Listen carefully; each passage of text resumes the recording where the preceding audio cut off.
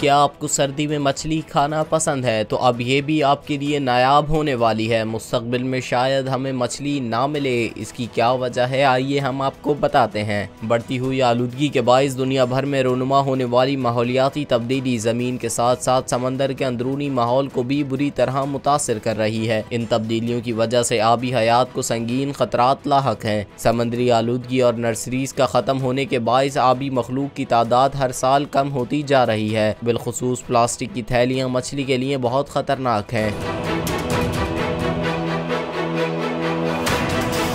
एक माहीगीर ने बताया कि 20 साल पहले इतनी मछली होती थी कि हम कराची के अंदर से एक रात में 2-2 कश्तियां भरते थे। अब वो हिसाब नहीं हो सकता। आइंदा 20-25 बरस बाद समंदर में कोई मछली ना मिले। घरेलू सेवरेज और सनतों का गंदा पानी समंदर में गिरने से कराची के साहिल के करीब समुद्री पानी की तेजाबियत बलूचिस्तान के मुकाबले में बहुत ज्यादा थी। मछली की खुराक में शामिल जहरीला मादा इंसानी खुराक का भी हिस्सा बन रहा है। जो लोग समुद्री खुराक ज्यादा इस्तेमाल करते हैं उन्हें दीगर की निस्बत खतरनाक बीमारियां लाहक होने का खतरा बढ़ जाता है। मौसमियाती तब्दीलियां न सिर्फ माहीगीरों बल्कि ग़िज़ाइयत के लिए भी खतरा है, क्योंकि पाकिस्तान से मछली दूसरे ममालिक में भी बरामद की जाती है। तो ये आलमी सतह पर ग़िज़ाइयत का मसला पैदा हो सकता है। हमें इससे बचना होगा ताकि मुस्तक़बिल में भी समुद्री खुराक मैसर रहे। ऐसा ना हो कि ये नापेद हो जाए।